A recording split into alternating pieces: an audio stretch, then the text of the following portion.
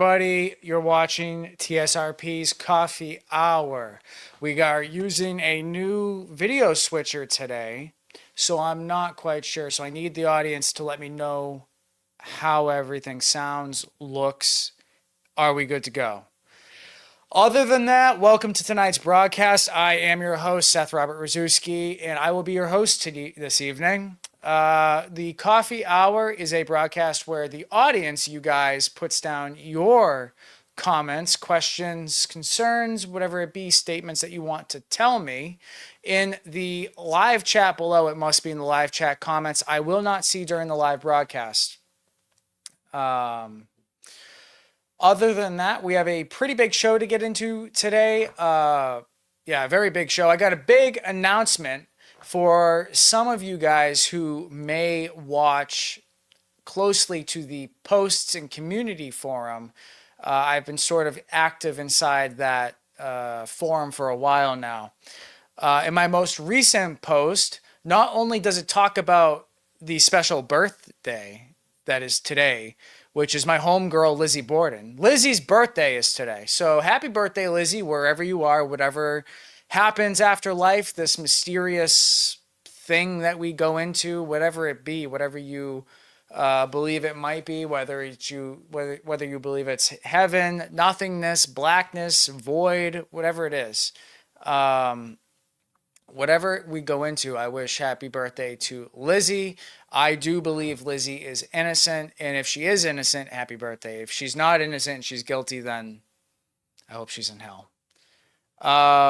But with that, let's dive into the big announcement which followed that post. So I put in the happy birthday, and then I sort of like transitioned into, if you want to discuss the case like Lizzie, DB Cooper, Black Dahlia, all these other top stories that we go over, you can now go to the first and official TSRP, what's it called?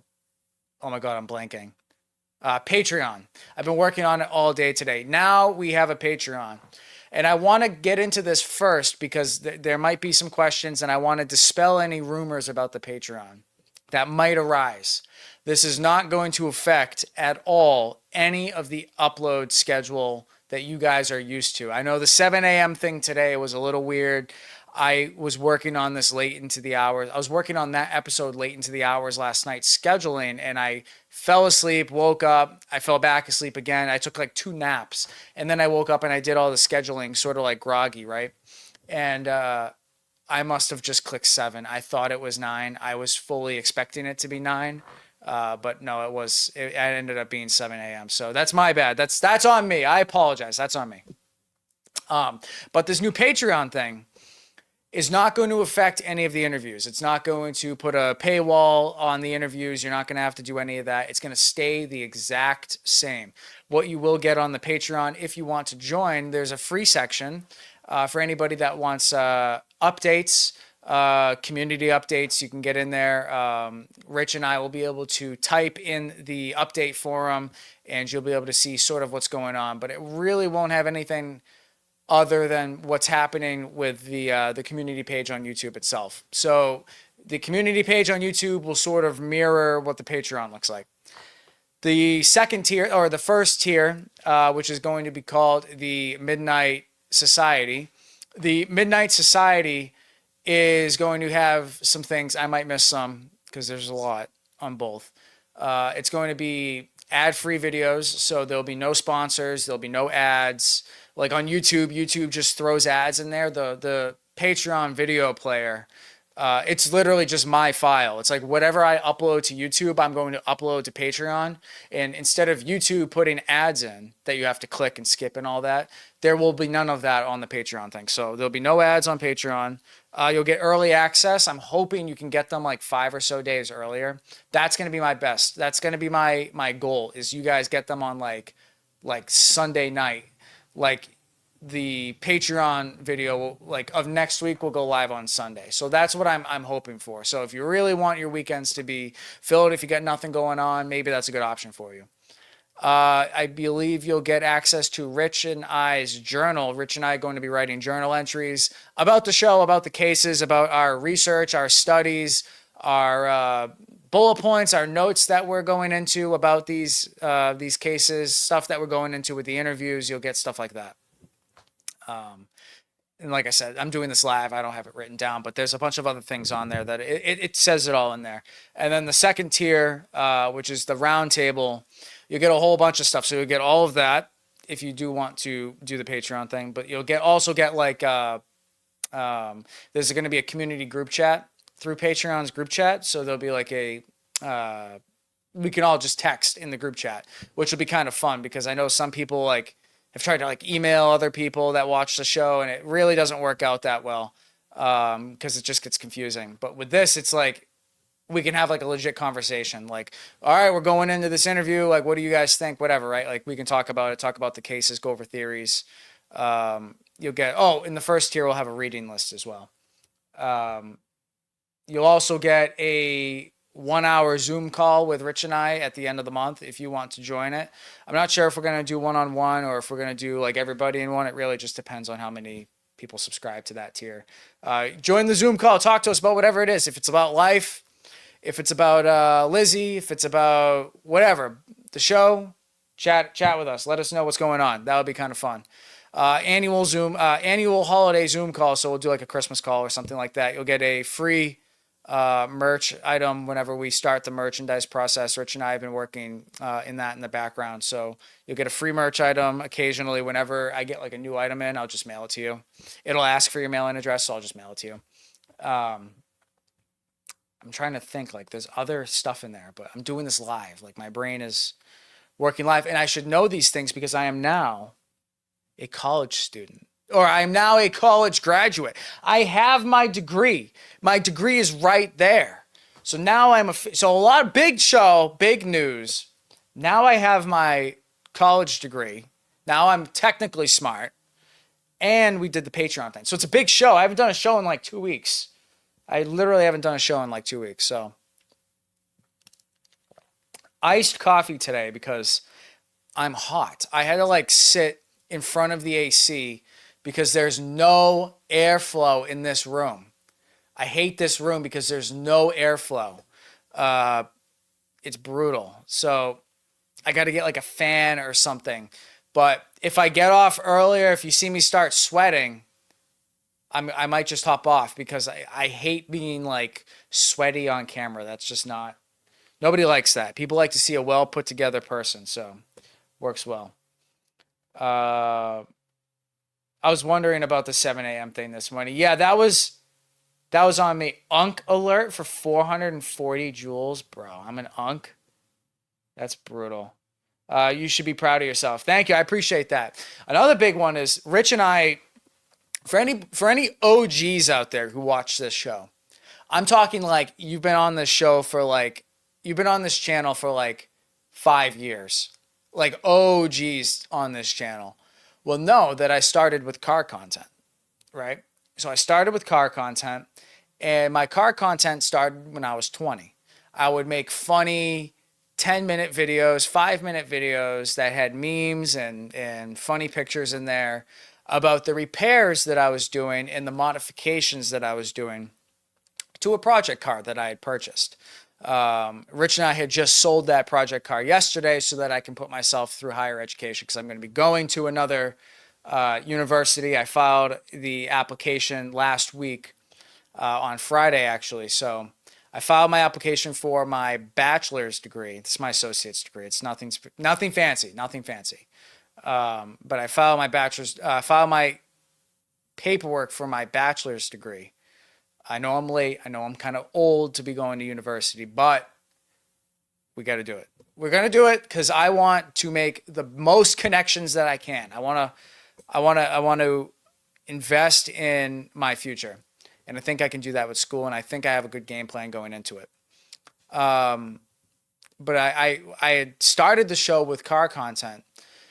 And then Rich and I yesterday sold my car that I started with. And that car has been in my life since I was 20. But that thing was it was a money pit for sure. Anything like old classic muscle cars, race cars are money pits. They really are. So I'll miss it for sure. It's been a part of my life. It's been a part of my teenager going into adult years, and it was a part of my life all the way through my like adult years, early 20s. Um, go I have so many memories of like rolling up to nightclubs. Like, okay, don't I'm not saying do this. I'm not saying do this, right? Don't do this. I have so many memories of like rolling up to nightclubs, no parking zone, park the Corvette in the no parking zone, hop out, go drink a little bit, get in the car and drive. Don't do that. Don't do that for any students watching. It's not cool. And I have so many memories of that. And I have memories of like the bouncers coming out being like, "Oh, that's such a cool car. That's such a cool car, dude." I'd be like, "Yeah, thanks. I appreciate it." Because I'm a 22-year-old kid with a, clapped out Corvette, and it was like the coolest thing ever, right? But no, I was like, you know what? If I want to succeed in life, I have to get rid of it. It's got to go. If it's not if it's not pushing my life forward, it's got to go. So, goodbye. It had to go. Sad to see it go. Happy I got to experience it for a little while, but yeah. I've never been to a nightclub ever. You're not missing much. You're really not. There's a nightclub like that Caroline and I and all my friends used to frequent. It's called Precinct 10. And this place is actually pretty cool. This place is actually pretty cool. Like if you're going to go to a nightclub, this might be the place to go to, but it's overrated. It's going to sound way cooler than what it was. And if you're ever going to go, don't go on a Friday. This place was cool because it was a speakeasy. So there were no windows. So you'd go in, no windows, had like velvet furniture and stuff like that. It was really nice. They served food. It was like a high-end restaurant. And then at like 10 o'clock, they turn the soundboard on, turn on like the lights, or they not turn on, but lower the lights. And they'd have like strobe lights and stuff like that. And this like high-end restaurant, this like 4-star restaurant, would turn into a nightclub. And they'd be playing music, people dancing. There was a giant dance floor, tons of furniture. I'll post the pictures in the group chat. That's what I'll do is I'll post the nightclub pictures of me and Caroline, me and all my friends. There's a video of me, or is it my friend Nick? I can't remember which one it is, but there's a video of us, one of us. We all did it, but there's a video of, I can't remember who it was, but someone's in the video and there's a guy, we're doing the limbo, right? But there's a guy and he has his prosthetic leg out and the other people are holding the end of his prosthetic leg. And me and all my friends decided it was a great idea to go do limbo underneath this. And someone took a video of it and we have it. I have it. It's in my phone somewhere. I have to find it. But there is a video of us doing limbo under a guy with a prosthetic leg as he's like chugging his beer as fast as he can, and everyone was loving it. It was the most fun thing ever. But no, that was a blast. But no, if I can find them, I'll throw them in the group chat. Yeah, there's nobody in it right now. It's just me. It's like I'm talking to myself. But if anyone joins, they'll be in there. All right, I'm going to dive into these chats. Let's see what you guys have to say. Actually, no, before I do that, who watched today's premiere? Today's premiere with Shannon McGarvey was awesome. And then last week's premiere too with Santana True Crime. Is that who we did last week? I don't remember. That's awful. I should know that. No, it was Santana. Yeah, it was Santana. Because you guys got to understand, I film episodes midweek and I film episodes in between episodes that release like we filmed Shannon's episode the day we did the Lizzie Borden live with Rich. So it's like, that's how far back we filmed that episode. Like it's so far back, right? So sometimes I forget what episode airs. But yeah, so who watched Santana True Crime with Virginia Olsen? And who watched this morning's episode with Shannon McGarvey on Yuba 5? Shannon's a trip. She's awesome. I love Shannon. She's great. Super funny, super charismatic. Good speaker. And I thought she had some like comedic moments in there too. Like sometimes we get guests on and they can be a bit dry sometimes and they just, talk and whatnot and just, just very, straightforward with the answers. And there's nothing wrong with that because I'm asking them to give answers to my questions. And those tend to have like I want to retract information from you. But with Shannon, it was more like we're going over theory and we're just kind of like chatting it up, right? So that was fun. We don't have a lot of interviews that are like positive and in great moods and stuff like that and having a lot of fun and a blast and like just sort of just hanging out. Like that was a fun episode. The following episode, next week's episode, is just me. Rich had to have a medical or an eye procedure. He was doing something with his vision, and that appointment came up suddenly. And we already had this appointment. We already had the show booked with Dr. Hewitt. So I conducted a solo interview with Dr. Hewitt regarding the Zodiac, which was interesting. And I'll tell you guys right now, because there's only a few of you in here, and this is sort of like the crew that's in here right now. And that is that Dr. Hewitt's theory is that Ted Kaczynski, the Unabomber, is the Zodiac. Now, I know some of you have already started reading the books, so I'm curious to hear what you guys have to say about that. It's funny, too.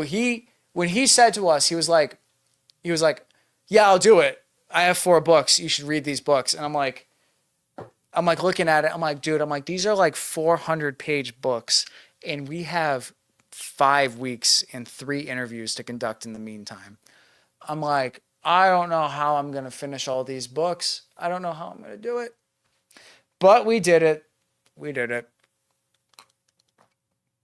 So yeah, it was a fun one, but all right, let's see what you guys have to say. I'm going to dive into these chats. If you guys have a question, comment, concern, something you want to ask me, something about the future episodes, let me know. We have a lot of good episodes booked, a lot of future stuff booked, and it's going to be fun August. We are already, if every guest shows up and we do everything the way that we're expecting to do it, we're already booked for uploads until August.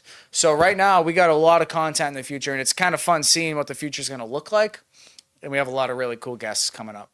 All right, let's dive into these chats. I'm going to see who is in here. I'm going to start from the bottom. We got Barnabas C. Lynn, Where's Purse TV, allegedly. How is everybody doing today? Drew Beeson. Drew, what's going on? Thank you for joining. Drew Beeson's actually going to be joining our chat, which is funny because we were talking about Drew Beeson in today's episode. But today's episode, we filmed like 3 weeks ago, and I hadn't gotten in contract with Drew by then. So I was like, in today's episode, I was like, yeah, I really want to talk to Drew Beeson. I really want to talk to him about like DB Cooper. And Shannon's like, you got to talk to Drew about Zodiac. I'm like, I will. But so if you watch today's episode, Drew, that's why. Good to see you, and I'm looking forward to it. And your podcast is really good too. So I just finished. I'm sorry, I'm a bit delayed on watching the episodes. I watched the first episode. I'm on the second episode right now with the truck. They're going into. I'm not going to spoil it, but I am watching. I'm going to prove it to you right now that I am watching it. They're talking about this person. I'm not going to give away the person because you'll have to watch the episode to find out who I'm talking about, who might be DB Cooper. But he had the tractor trailer. They're talking about potential mob connections or mafia connections. I don't know, is there a difference between mob and mafia? Is there really a difference? But talking about different mafia and mob connections, why he was taking business calls at a tavern and that was infested with the pagans. For any of the viewers down south on the East Coast probably know who the pagans are. So I am watching, I am listening, which is interesting. Drew, interestingly enough, I used to be in a motorcycle organization myself, and I was an officer, which is kind of a fun thing. It wasn't like a 1%er, gang or anything like that. It was a charity group, but we had a lot of the same type of riding laws and stuff like that. We'd ride in a similar type of formation and whatnot, and it was a lot of fun. I learned a lot about it. I learned a lot how to like. One thing I learned a lot in that is how to cold call, because I would have to cold call like people who were putting on different runs. I'd be like, hey, can we like get inside? No, not the Hells Angels. No, I was a member of Rolling Thunder. Definitely not the Hells Angels. I would have to like cold call them, and I'd be like, hey, like we're going to be going here. Where should we park and stuff like that? And when I was doing that, I was like super anxious, and I learned how to just get over it. And it was fine. That helped me in this career right here. So a lot of fun. Let's see. I'm into Missy Bevers too. Oh, Missy Bevers. You know, here's a funny one, Drew, is we have an episode that we've been trying to put together for like, God, I don't know, 6 months now. It just doesn't seem to work out, where we have a behavioral psychologist and we're going to analyze the footage of the killer in or the proposed killer. It's the killer of the guy, the military, the police dude or woman. I think it's a guy. And we're going to analyze it. We're going to have a behavioral psychologist on our show watching it live with us. And we just got to nail it down. So I'm looking forward to that one too. But because oh, Drew, I meant to ask you. I was going to ask you during your interview, but I got to know, are you going to CooperCon this year? I've already booked my tickets. I'm pretty excited. Here's another one, Drew. I'll give you this one too. All right. This is like a one-way conversation. Sorry, guys. But I'm not sure if you're interested. I've been brainstorming this for a little while now, and anybody who, oh, you're not? Damn it. Okay, all right. Well, then I'll skip CooperCon because it's very similar, and I'll go to New Year's. I want to do like the Cooper Vortex, like community, not Darren's show, but the community itself. Like what was 2026 like for developments? But I also want to hear about what 2027 is going to look like. And I want to do something like a group show where it's like me, you, Ryan, Darren, Eric, Nikki, like everybody who's who in the zoo in Cooper. And I want to have like a group thing where all the YouTube channels are collaborating so that we can all, you know, sort of in a way trade clout and subscribers. Like whoever's watching my show might not know about your show, and whoever's watching your show might not know about Ryan's, or they obviously know about Ryan's, but whatever, you get the point. And I want to do something like that, like a massive thing where it's like a 1 hour program where I sort of just ask like, okay, all right, Eric, you tell me, you said you were going to find it in 2026. What do you think about 2027? What are your predictions? And then sort of just create a conversation. I think that'd be like a really fun live thing if we can manage to do it like around New Year's Day, that area, you know. But on another one that might interest you is on Thanksgiving Eve. I know it's like horrible timing, like DB couldn't have picked a better day. But on Thanksgiving Eve, I want to do like a marathon type thing. Now, not with everybody, but with everybody. Like 8 a.m. start with a 1 hour interview with Eric, right? Where I sit down, Eric joins my stream, and we chat it up for like a 1 hour interview. We end the interview. I take a half-hour break. I go back live again for another scheduled interview. And this time I'm talking to Drew Beeson about DB Cooper and his suspect. And we go into it for an hour and a half or whatever, right? And then I take a half-hour break. And then I go back on live again and I interview Ryan, and we just sort of go down the line of who's who. I think that would be so cool. Make it like an all-day affair, like 16 hours of DB Cooper, and we get all the information that we can possibly ever get. I get more camera time and want to, take 1,500 Excedrin because my head's going to explode because I'm staring at these bright-ass lights all day. I think it would be fun. I'm just sort of fooling around. I'm freestyling here. But no, I think that'd be fun. I think that'd be a good time.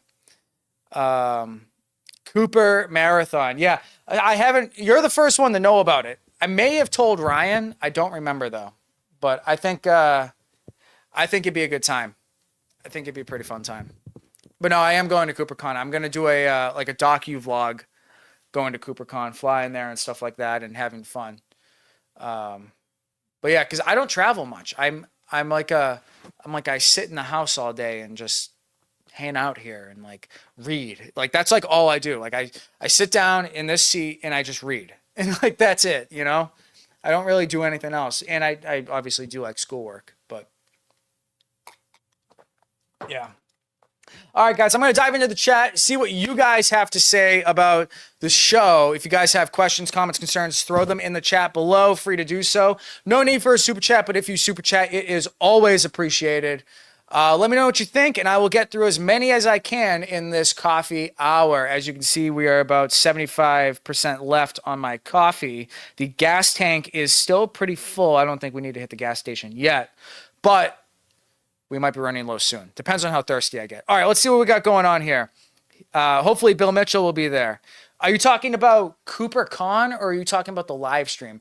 Dude, I would love to talk. I don't know Bill Mitchell. I've never met Bill Mitchell. I've heard a lot about him. He seems like a very nice guy. And if he is at Cooper Con, I will make a point to introduce myself to him. And anybody who's familiar with the show knows I will give him the challenge coin. Cooper Con, okay, yeah. And anybody, since I got you here, Drew, every guest who comes on the show, I always mail them a handwritten thank you note and a TSRP challenge coin. It says guest of honor. Up top, it says guest of honor. And then down the bottom, it says presented for excellence in storytelling. I don't have one on me. No, I don't. No, I got a pen. But I always mail them out to people, and I think it's pretty fun, and everybody gets one. And I think the handwritten thank you note too, like it adds something to it. It's like nobody does that. Like I was talking to a guest the other day, and he was like, "Yo, I really appreciate you like taking the time to like, you know, like chat and like get to like hang out with the guest a little bit before you go like recording and stuff." Because I always talk to everybody before I record. He's like, "I was doing like a radio show in front of like 1 million people one time." And they literally just called me. I answered, and it was the interview. And then they just hung up on me. I'm like, nah, see, I'm not like that. I'm like, I'm trying to create friends. I'm trying to meet people in the industry. And I want to, you know, like if I say the Isabella Stewart Gardner Museum gets solved. They find the artwork in someone's basement, whatever, right? I want to be able to like dial up Anthony Amore, Jeff Kelly, you know, Dan Falzone, and just call them all and be like, "Yo, let's get on a call and let's do a show," right? Stuff like that. Like I want to be able to like have friends in the community in this YouTube space because it's a small space. YouTube is a small. It seems large. It seems like everybody has a YouTube channel, and then you get a YouTube channel. And then you realize nobody has a YouTube channel. Like I'm always looking for collaborations. I love collaborating with other YouTube channels. That's my favorite thing to do. I love doing it. So anytime I have the opportunity, big or small, I mean, yeah, I'll take it. Like what did the Salem Witch Trial channel have? Like 800 subscribers. Santana Crime had 500 subscribers or whatever. I don't care. I love getting to meet people, and those guys are fascinating too. Yeah. All right, let's get into these chats. I keep saying it, but I keep holding off. If it was mentioned in the chat this morning, I missed it, but do the families of the missing Yuba 5 have any theories? Well, sort of. Shannon sort of mentioned it because she mentioned that I believe the Hewitt family, I could be wrong, but I believe it was the Hewitt family, said that they saw Matthias at a restaurant. So yeah. So I'm assuming that if you dissect that statement, that they saw Matthias at the restaurant and he just sort of smiled and like winked, you know, gave like a little James Bond like whatever, right? Like that was cringy what I just did, but you know, did the whole James Bond thing, and I'm assuming that they probably went into some type of Gary thing or whatever. Plus, they also went into psychics and stuff like that too. A lot of them were going to psychics. Yeah. That's what I remember. I mentioned Seth and Rich in almost every time I do a podcast. Oh my God, allegedly. I watched one of your episodes. I must have missed that. I asked you, and you didn't. I asked you to send me an episode that I should watch. You should send me an episode that I should watch so that I can support the people that are watching my show. It's a two-way street in this world. Madruga's niece saw Gary. Yeah, that's what it was. I knew it was something like that. Hewitt's belief, town bully theory. Okay, interesting. He is growing, nice guy. Yeah, no, I really hope that he he gets something, and I hope that he's able to build up the Santana channel. He's got the potential. If it was mentioned in the oh, I'm sorry, I'm going backwards. I do still I still do handwritten invitations, birthday letters, cards. That's more intimate. It is, but my handwriting, Drew, you'll soon learn, is that of like a 10-year-old. My handwriting is awful. I used to write cursive, but then when I got to high school, my teacher was like, one of my teachers, she was like, "You cannot write in cursive. Stop writing in cursive. I don't know how to read it. I cannot grade your test." And I was like, "Bro," I'm like, "How do you not know how to read cursive? You're like 40. How do you not know how to read cursive? I'm 14. I know how to read cursive. I learned cursive. How do you not know how to learn? How do you not know how to read cursive?" So I had to start writing print, and then it sort of just stuck, and I lost it. Now my cursive, I can still do it, but it looks like, you know what it looks like? It looks like that when you have to like sign your name with like the mouse pad on like something, right? Like you have to like sign your signature like on the mouse pad, and it's always like crappy and just like has like weird 90-degree turns and stuff. That's what my cursive looks like now. But it used to be nice and neat and stuff like that. And I used to turn the paper sideways with my fountain pen, and I would write the cursive out. I used to take pride in it. I lost it though. Got to get back. You know, that's just one of those things that, you know, you don't realize that you wish you knew how to do it until you need to do it. Same with dancing. Like I was talking to my friend Nick about it. I was like, I wish I knew how to dance because I just do the typical,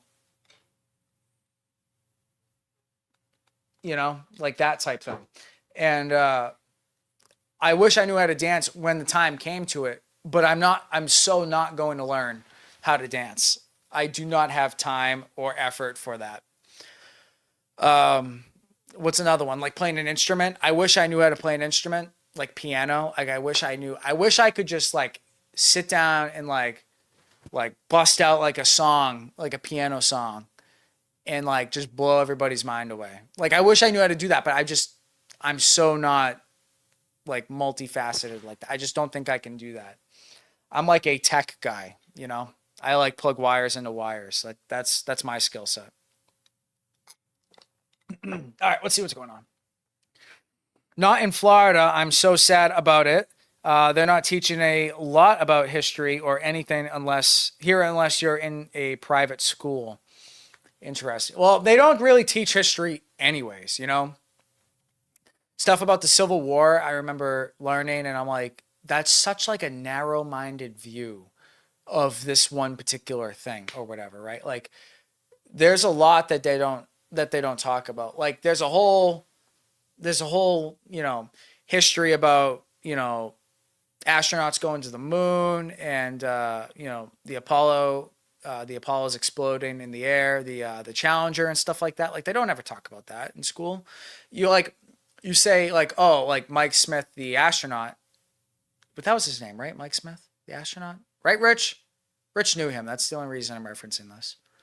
But like they would never teach something like that. They just say, you know, humans went to the moon in 1969, and we planted the flag in the Cold War race against the Soviets to conquer space. Like that, like that's the extent of it. But they don't talk about anything like the history. Like I really wish they dove more into it. I'm really good at history, and I was really good at law as well.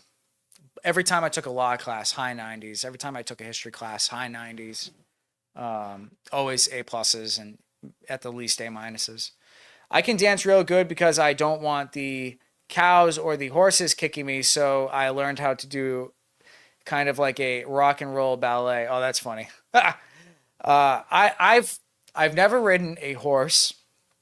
And the only time I see cows is when I go to the dairy ice cream restaurant down the street. They have cows there, but it usually smells bad outside, and we usually stay away from that area. My mother made me take ballroom dancing lessons. Hey, there you go. In that case, I'll salsa with Rich. There you go. I cannot say I tried. Caroline and I went to a gala in 2023, and her and I tried in this was when I was living with my family. I had a tiny box room, so small. Like I had like 3 feet of open space, like a yard by a yard, and that's it. And Caroline and I tried to learn how to tango in that room. So we're like all caught up in like can't move or whatever, and we're trying to learn how to tango because I was like, we need to know one dance going to this gala. I'm like, we got to know a dance, and of course I couldn't figure it out. I just didn't have the coordination for it. But yeah, no, we never ended up using it anyways. I was prepared to do it. I was gonna lock in, but we ended up leaving early before the dance happened. She ended up getting sick, and we got ready. We got dressed. She was looking beautiful, and then she ate the food and ended up getting ill, and we had to leave. And I won a raffle too, and I won an air compressor. An air compressor of all things at a gala. I know it's weird, right? Like a formal black tie gala. Someone was raffling off an air compressor, and I won it. Why did I put a ticket into an air compressor? I don't know, but I did. 22-year-old Seth. I'm sorry. This is just we're getting into the mindset of someone who's 22 years old with that. So it is what it is. When you do the Lizzie tour, are you going to try to get to the cemetery? I would like to. I would certainly like to. That's definitely a goal of mine. So sorry about that, Rich. I was very upset about the Challenger as well as the whole world. Mike Smith was in the right seat, pilot of the Challenger. Yeah, I knew it. Rich knew Mike Smith because Rich used to work for NASA, interestingly enough. I've tried to reach out to the author of the book Challenger, Adam Higginbottom, I believe is his last name. It's a monster of a book. It's like 800 pages. It's honestly like that big. It gives the behavioral ops manager, the behavioral ops. What's the name of the book? I was going to reference it because it gives it a run for its money and size. The Behavioral Ops Manual by Kurt. I can't remember. God, that's gonna kill me. I've read half of it. I got halfway through it. It's like 950 pages, and it's all about how you can use psychology to like win in certain social situations, which is interesting. I'll get into a story of how I use psychology to do something the other day. Higginbottom, also a book on Chernobyl. Exactly, yeah. I hope you do. I want to see the gravesite. Yeah, I would like to. I do plan on filming, but I'm not sure that I'm going to have a camera operator. So whoever ends up going, I know some people are going. If they end up going, I will probably task one of you with holding my phone while I film a few segments. Just planting around. Good to see you. Welcome. I hope you're doing well. Did you see today's episode? All right, let's see what else we got going on in the chat. You win every time you attend a function. I don't know about every time. When are you going? We are going on the day of the crime, the day it happened, the anniversary, the 134th anniversary, August 4th. A few days away from my birthday. August 4th. And the tour, reference my post in the community forum because it's in there. It says, hey, we're taking this one tour. If you want to get on the same tour as us, get your tickets now. I posted that like a week ago or so. I think it's the 10:30 because that's around that because the crime happened at like 11. So I was like, I want to be in the house at the time of the crime on the anniversary. We got to do the whole thing. If we're going to do it, we're going to do the whole thing. So I think we booked it out. I just referenced the community page. I posted it down there like a week ago, week and a half ago. I don't know. I can't remember. Mike Rowe was talking Chernobyl with Sean Ryan. Fascinating. Sean Ryan does a really good show. I like Sean Ryan's show. I'm in the process of doing a second channel where I talk Massachusetts politics, where I sit down with like state senators, state representatives, mayors and stuff like that. And I'm modeling Sean Ryan's setup. I'm doing it. I'm sort of taking Jack Neal and Sean Ryan, and I'm putting them together, right? Jack Neal's bright colored set with like in a library is where I'm doing it. I'm doing it in a library. The interviews will be in a library, long table, representative down there, me down here, formal dress wear, and I'll be interviewing them. It'll be bright. I'll bring the lighting with me, and it'll have the library in the background. I think it'll make for a lot of really good color. And that's how I'm going to do it. So it's sort of like the distance that you see in Sean Ryan, like how they're always so far away. But then it'll also collaborate with the Jack Neal look, where it's the bright look, the microphone that sort of comes over, and it's sort of underneath like this. I'll be using, I don't have it with me, my SMDB, whatever, I don't know what they're called, whatever. But I'll be using those like crossover mics, the low profile mic stands that come up. And it'll sort of replicate the two of those if they were to combine.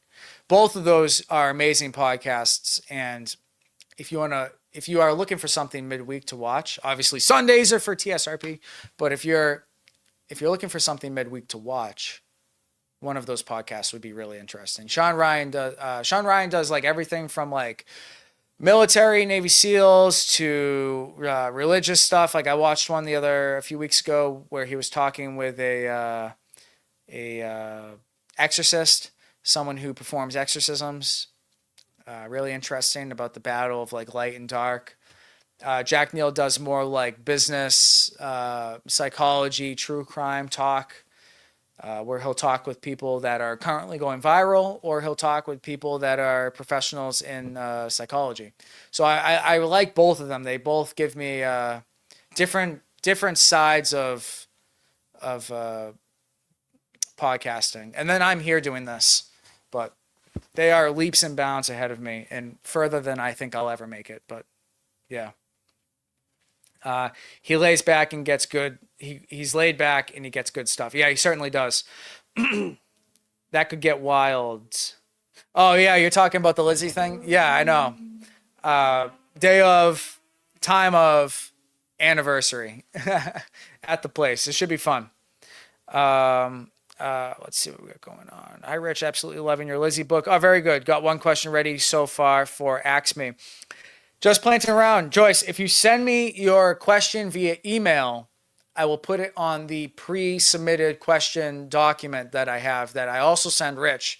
So Rich will be able to review your questions ahead of time so that he can have a more accurate answer for you. So send me an email about your question. You can get in contact with me through my website. There's a contact form in there on the far right. Get in contact with me, submit your question, just say, question for Rich, ask me a question, and then just send it below. And if you have multiple, throw them in there. C. Lynn did that. She threw a bunch of questions in there. C. Lynn, I'm sorry I couldn't get to all of them. I didn't want to just go with your questions. I wanted to include everybody else, but I do have your questions from last time, and I am going to start with one of your questions that I was not able to get to. So if you have more than one question, send them below, or send not below. Don't send them here. I will not see them here. Send them to my email, and I'll be happy to get them to Rich. All right, let's see what's going on. I'm gonna check and see if that time's possible for me. Are you local? I thought you were like in the South because you're like a cowgirl. You're the goth cowgirl, right? I didn't know they made that. Gothic cowgirls. I didn't know that was like an option. I didn't know that you could do that. I didn't know that was a thing. I thought it was just like one or the other. You liked metal music, like you listened to Rob Zombie and AC/DC and Kid Rock. Not Kid Rock, no, not really Kid Rock, but Chevelle or Disturbed. Or you listen to country and you listen to whatever country artists there are. I don't listen to country. I listen to metal. I mean, I don't listen to, I don't know. I don't listen to country. It's funny. When I'm driving, I'm listening to an audiobook or Drew Beeson's podcast. I was actually listening to Drew's podcast when I was mowing my grandmother's lawn today. I was walking around mowing my grandmother's lawn, and every time I got to the end of her property, I'd have to like turn around real quick because the headphones would start cutting in and out, and I'd be like, I'd be like, damn it. So I'd have to like turn around and like get back there real quick. So I was watching whatever episode was the truck. I was sort of locked in for a few weeks with the Mark Hewitt interview, the Zodiac, and the Unabomber one, because that was a pretty intense interview. But yeah, where do I send a check? LOL. Yeah, just send me an email. Actually, Joe, you got my cell. Just send me a text. 9 Inch Nails. Yeah, there you go. I love Disturbed and Stained. Stained was the first band I ever saw. I was 9, 10 years old. We went to the Xfinity Center. At the time, no, the Comcast Center. At the time, the Comcast Center in Mansfield, Mass. And Three Doors Down was headlining. Stained was opening. I don't remember the rest. It's the Comcast Center. So there were like multiple bands. But there was dude, these guys couldn't have given me the shirt. Hold on. There was we were walking, right? And I was always like a fit kid, right? I was like a kid and I always had like abs, like, you know, like I was like 11, 12 years old and I had like abs and whatever, like, cause I just didn't eat. And we walked by a military area. Like, you know how like the fairgrounds and stuff, they always have the military dudes there that are like, do 100 pull-ups and, you know, you get the shirt. Like those guys were there. And I'm like, I bet you I can do that. So my dad was like, you can't do that. So I was like, I bet you I can. So I went over and I said, what's the challenge? And they were like, if you can hold yourself up like a chin up for 60 seconds, you get the shirt. And I was like, bet. So the bar was like 100 feet tall and I couldn't reach it because I was like 3 feet tall. So they picked me up there and they were sort of like not holding me, but they were like, they were like, I'm not holding him. I'm just making sure in case he lets go, I can grab him, right? Like under my arms or whatever, as I'm like holding myself up. And I got to like, dude, I was such a loser. I got to like 52 seconds and I quit. Bro, you couldn't hold on for 8 seconds. You held on for 52 seconds and you couldn't hold. I was not locked in. So I dropped and these dudes couldn't even give me the shirt. They gave me a keychain. And I was like, bro, really? I guess it was a free keychain. But yeah, then we walked and we saw Stained and Three Doors Down, which was fun. It was really cool. My father always took us to like all the events, like the monster trucks, the monster jam, the concerts. He had seasons tickets to the Patriots for a while. So it was always like, we're always going to an event. We always had an event on the horizon. All right, let's see what's going on here. Next, Ask Me a Question is July 28th. That's very true. No, it's not the Mandela effect. The date did end up getting changed from the 29th to the 28th. I tried to book Dr. Hewitt on the 29th. He was unavailable. Rich was able to move his show to the 28th, so we just did a little shuffle. Rich went to Tuesday. Dr. Hewitt went to Wednesday. So it should be a really interesting show. And then on the 22nd, we are doing a live Q&A, Ask Me Anything, with Maria Di Lorenzo on the Green River Killer and her 2-year-long relationship with Gary Ridgway. So if you guys have questions for her, send them to me on email as well. Super chats receive priority. So if you do really want your question answered, either get it to me on the email in advance or get it in the chat early, or send a super chat, super thanks, whatever, and your question will receive priority. I cannot promise that I'll be able to get to everybody's because we only have a 1-hour time slot with her. But yeah, so that's sort of what's on the horizon. A lot of live content coming up. Drew, if you ever want to do a live content, Love to have you. I have it penciled in. Very nice. You don't even have to write it down. You don't even have to write it down. If you just go to the live like video, like the upcoming live stream, you just click notify me. You'll just get the notification. And you'll just click notify me. It might say sign in if you're not signed in or whatever. I don't know. I don't notify myself of my own notifications, so I don't know. I am the notification, right? Like I don't need to tell myself that I'm going live. Like, oh, Seth's going live. We should probably get in the seat and get ready now, right? Like, no, I'm just playing around. But yeah, so just click notify me. I see it's there. I know it's there. I don't know what happens after you click it. Something happens. You'll probably get notified. Yeah, Drew, what we do is I'm trying to get all the guests that come on. I want them to do like a live Q&A. Like, okay, so like Dr. Hewitt's episode is going to come out on the 26th or something like that. Someone help me. 26? Yeah, 26. Sunday the 26th. And his live stream, his live Q&A, Ask Me Anything About Zodiac, will be on the 29th. So it's like people will have a chance to watch the show, and then they have the opportunity to, if they want, order their book, get the first couple chapters down, depending on shipping and stuff like that.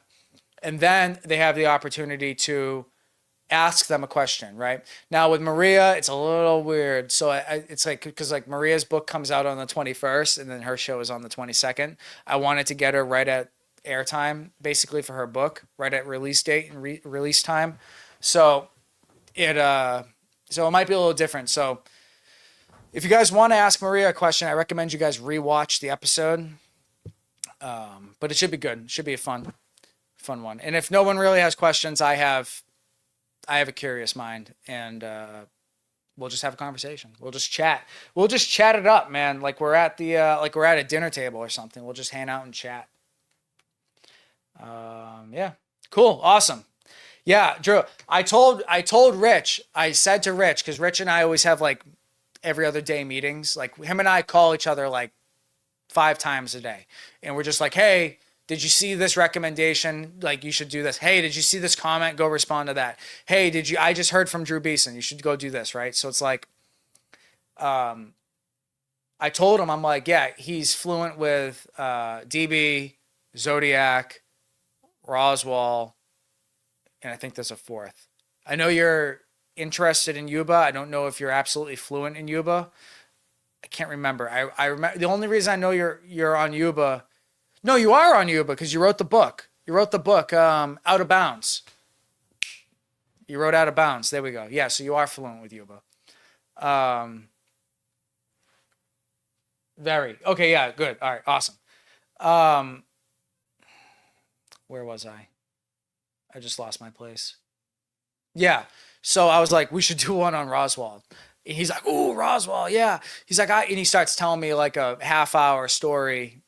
Rich gave a half-hour monologue to me about Roswell. So that's what the Patreon's going to be, basically. It's like, if Rich and I go to, like, Honeydew to have a meeting, I might just, like, put my phone in the corner and record it and then post it where we just, like, chat about it or whatever, right? Like, I'm trying to think of more ideas to get content to you guys that, like, I'm not going to post on the channel. It'll be, like, more of, like, a private thing.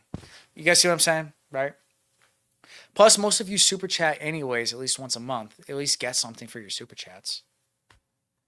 I was at Roswell. Yeah, okay, Rich. No, you weren't. No, you weren't. Were you? Were you? No way. Where was it, Rich? Really? If you were at Roswell, then where was it? No, I'm kidding. Obviously, I'm joking with that. All right, let's see what's going on in the chat. I'm working on a murder book. Research is killing me. That's the heavy part, is the research. Like, I have a project open from my high school times where I was writing a fictional story. But I just, dude, it is so, writing a book, I don't know how you people do it. Rich wrote 3 books. Drew wrote like 5 books. Like Dr. Hewitt wrote like 1,400 pages on Yuba. Oh, not Yuba, Zodiac. Like, how do you, like, insane to me. Oh, also, Drew, I got a question for you. I'll send it to you via text. Someone hit me up and they were like, I have like 300 pictures from like the Zodiac killer or something like that. 300 still images of the Zodiac. I got to send it to you because it was a little, I don't know much about it. And I know you're like Zodiac fluent. So I gotta send that to you because I don't know enough about the case. I like, I like bounce back and forth with the case. They wrote like a 900-page book and they sent it to me. And they're like, I would love to get on your show. I'm like, bro, this is a 900-page book and you made an outrageous claim. You got to give me time to read this. Like, you got to give me a minute. Give me a minute and we'll be good. So I'll text with you tomorrow or whatever. I don't want to text you when I get off of this. I don't know what time I'll get off. I don't want to disturb you late into the evening. I don't know Mark personally, but I know he is a good guy. Yeah, no, Mark was awesome. Mark was great. Super friendly and easy to talk with, and he answered every question. He was having trouble because I tend to ask like philosophical questions, right? And then I do like a this or that segment. Like, is it this or that? Like, was DB Cooper organized or disorganized, right? And like that one's a little bit easier to answer. But I asked him like, maybe I have it on my phone because my notes app is like shared through my iCloud. But he was having trouble with some of the this or that, and I was like, I'm not trying to stump you. I'm really not. I'm not into that.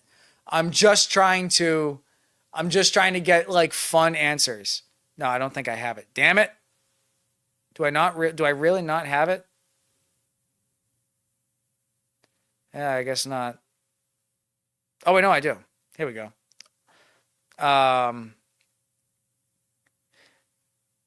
Yeah, stuff like if you could witness one moment, whether it was the writing of the Zodiac letters or a Zodiac letter or mailing the Paul Stein shirt, but you can't see the face, what would you rather see?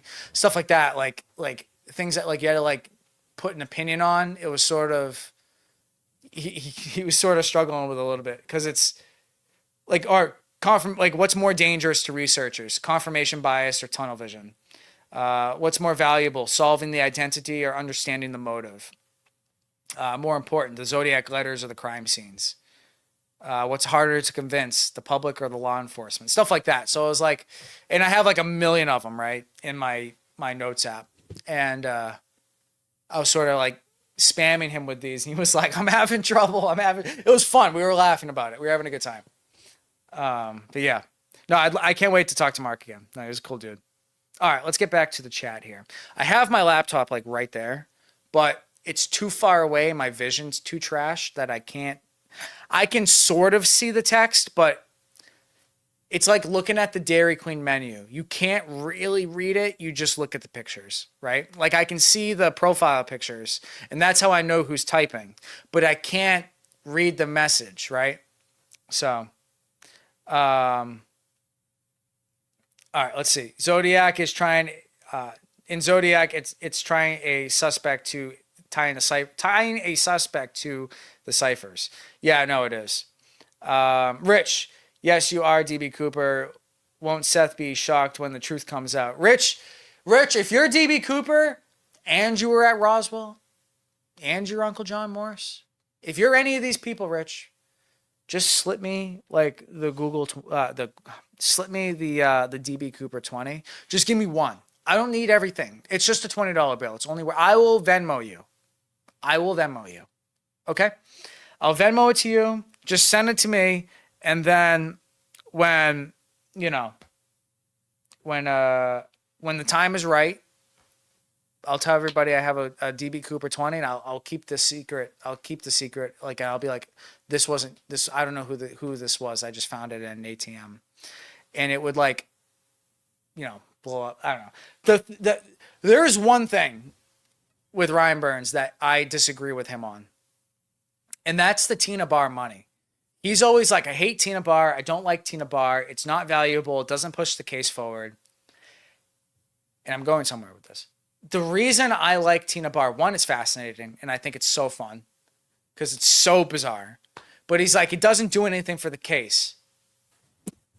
It does do something for the case. It does do something for the story. And that is, if you claim that we know Cooper survived because of the Tina Bar money, because it's outside of the drop zone, then it does something for the case. It gives us that piece of information. We know he survived. That's my only gripe with Ryan, is that he says that it doesn't matter. Tina Bar, he hates it. No habla Tina Bar, no habla inglés. Tina Bar, wrong answer. It proves that Cooper survived. So it solves, if we didn't have that money, it solved. If we didn't have the money, we wouldn't have an answer. That question would still be up for debate. And up until the 80s, when the money, or 79 or 80, 81, whatever year it was that they found the money, when they found the money, that sort of solved the question of, did he survive? So it might not push the investigation forward now, but at a time, it did. Now, I understand that it hurt and didn't do well with Skip. No, Slim. I'm thinking of Skip Hall. Slim. It didn't really adjust. It didn't really help Slim. It made him like paranoid, and he got arrested over it, and they gave him fame when he didn't really want it and stuff like that. And Brian was able to make money off of it. But I think that the Tina Bar is a crucial point in the case because it solves that one question. Because if not, we'd still have people looking for the body. But with Tina Bar, although we don't know anything about it, we're able to sort of side with one argument where he did survive. Now, how the money got there, the diatoms, bro, I am not a scientist. I had a 1.5 GPA when I graduated high school. I don't know much about it. I want to talk to Tom K, but I'm holding off on Tom K because I don't think I'm smart enough to talk to Tom K. And I know that. And I'm like, because he's going to start talking about like the diatoms. I'm going to get so lost so quick. I'm going to be like, dude, I don't know, man, you got me beat. I'll read your book. I'll read the book. I'll take notes. I'll highlight. I'll make little notes and things in it and whatever. And I'll make my notes and I'll create my questions. But I don't know anything about the scientific investigation into Tina Bar. That's where I start to get lost very quickly. All right. Ingram, yeah. I interviewed Slim's boss. Oh, really? Interesting. Planted all day long. He gets into the weeds. Rich is John Morris reincarnated into DB Cooper. Yeah, right. Literally. They changed the air laws because of DB. You can't lower the air stairs. Yeah, what is that called? I was talking to a JetBlue mechanic, Jim. Hi, Jim and Kathy. I know they watch the show. How are you doing? Kathy, I hope you're feeling better. I was talking to Jim, and he was saying, what was it, the Cooper lock? Where it's like a pressure with the rear wheels. Like once the rear wheel engages with the ground and you feel the pressure, it sort of pushes up the lock and you're allowed to open up the stairs now. I think that's what it's called. Cooper vane. Oh, I'm way off. Yeah, I don't know. Yes. Okay. Yeah. So, which was interesting. It's funny. I go on motorcycle trips and I hang out at Jim's house, and we always go on trips, and me and all my friends, we all go camping and stuff, and we all go up there for the riding up in Maine, and because the roads are all nice, and you get all the curves and stuff, and you're able to just like go through it. And he was like, oh, like, what are you working on now? You got to make more content. My wife watches all your content. Kathy watches all of it. You got to make more. And I'm like, yeah, I'm working on a DB Cooper thing right now or whatever. Yeah, I was at the time I was working on a DB Cooper episode. And he's like, oh, fuck that guy. I hate that guy. And I'm like, why do you hate the guy? And he's like, he's an asshole. He's like, that part broke all the time. He goes, I hated changing those. That part always broke. I was like, that's hysterical. I'm like, I love Cooper. I love the story of Cooper. You know, I think it's a crazy story. Yeah, he might not have been the nicest guy, but look what it did as far as like a community. Like I've been interested in Cooper, not as a researcher, but as just a student of the case since I was like 17. I remember 17, 18 years old, probably 16 actually, buying the Cooper wanted poster, the fake one with the $20,000 reward, and like hanging it up on my bedroom wall. Like I always found that story so fascinating. You know, he was like the original James, like to me, not the original, but to me, he was like the original James Bond, right? The guy who just said, "Fuck it, we're going for it," right? We're gonna shoot the free throw at half court. We're just gonna see what happens, and it worked. And it's an interesting story. And do I wish he got caught? Yeah, because you shouldn't be able to just get away with that. I'm not sure he was a nice guy. If I had the opportunity to interview him, would I? Of course, without a heartbeat. I'd pay I would take out a loan to interview DB Cooper. That would be like groundbreaking. Even if there were no cameras, if DB Cooper could sit in the chair that's right there, and off camera, lights off, we're sitting in here, we're drinking, 7 and 7s, and we're just chatting. Like that'd be the coolest thing ever. Like I don't know if he'd like me, but that'd be like the coolest thing. That'd be like the one interview. Like I would honestly, I can actually say this. I'd rather interview the real DB Cooper than like JFK. Absolutely. I know that's probably a controversial take, but it's the truth. Because JFK has like dialogue and he's been caught speaking, and there's videos of him. We don't know what Cooper is. We don't know. It's the mystery. So for anybody that says like, "Oh no, you kidding me? I would interview JFK or I don't know, any other famous." I don't know. I can't even say Lincoln because Lincoln's not in the same ballpark because Lincoln didn't get recorded.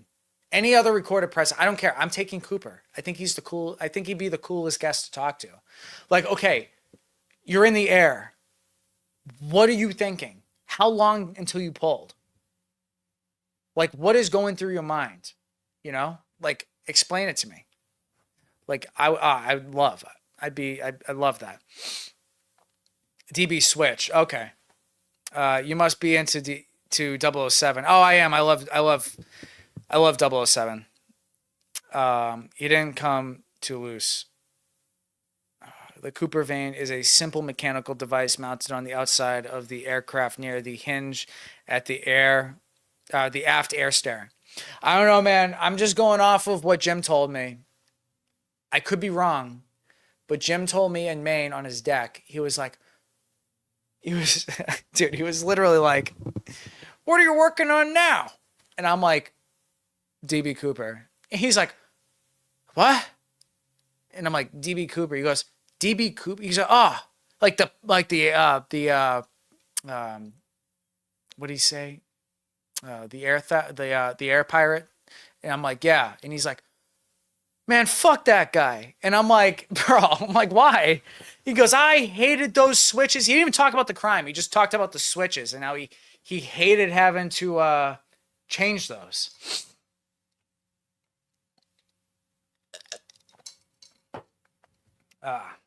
Yeah.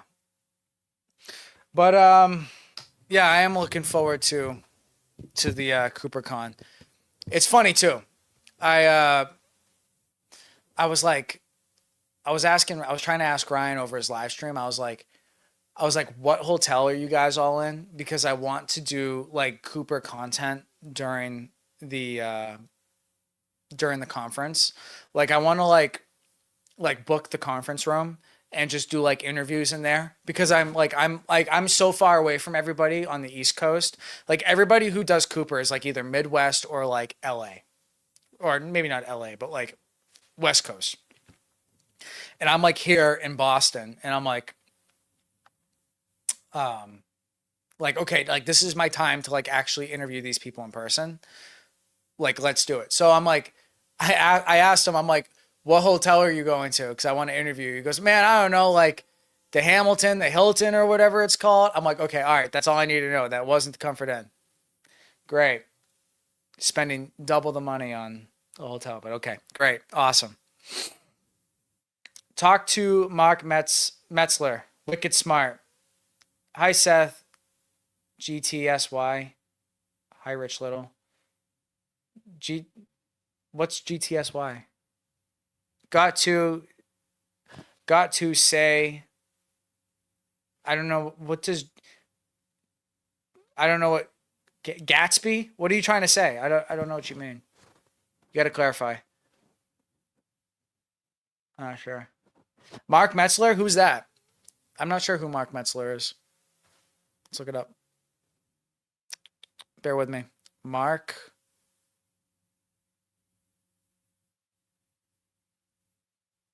Oh, here we go. Metzler. Associate professor of history at the University of Texas. What's he study? I'm assuming he studies Cooper. He must.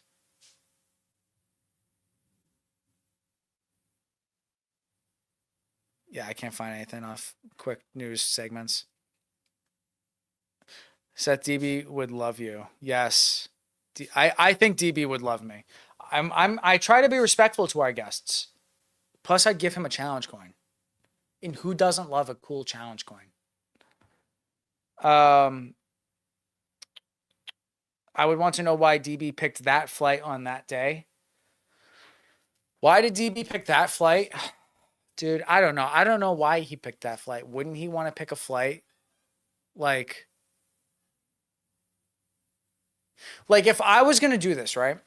Okay, if I was going to do this, I would pick a flight that had a larger fuel capacity because I would not want to be on the tarmac longer than I needed to. If I was going to be on the tarmac, I wanted to just be on the tarmac, get the parachutes, get the money, and then go. I don't want to have to deal with the fuel truck 1 not working, fuel truck 2 being out, fuel truck 3 being empty, fuel truck 4 taking 15 minutes, and then like I don't want to deal with any of that.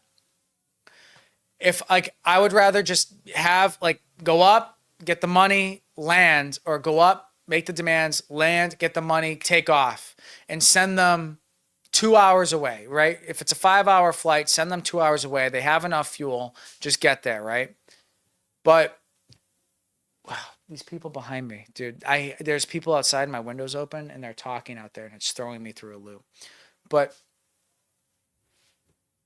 never mind. I can't reach it. Whatever. I would do that. I wouldn't want to refuel. So I don't know why he picked to refuel on the tarmac. That to me is like, it didn't push his mission forward at all. Why would you do that? You know, why wouldn't you say, go down, get the stuff? I guess it was like while they're getting, but no, that doesn't make sense. Too many moving parts for me. I'd want to just go down, tell them to refuel in, I don't know. I don't know my West Coast geography. Tell them to refuel at like, Yuba County, like Northern California, right? Tell them to refuel down there. But that's not what he did. And that to me doesn't make sense. So why he picked that flight, I have no idea. He's a lawyer. Okay. He's a 40-year skydiver. He brings one of his Cooper notes. Oh, okay. Interesting. Good to see you, Seth. Oh, good to see you. Okay, there we go. I was like, Gatsby? What is that? Skydiver. Okay, very interesting. Yeah, I will talk to him. That's cool. He's got to be there. Dude, I was watching the live stream about the Cooper money that just went for sale. Uh, DB Cooper Sleuth's Ryan's live stream. Dude, I wish I knew about that. I wanted that luggage tag so bad. It went for more money than I would have spent on it anyways. But I was like, dude, that luggage tag is so cool.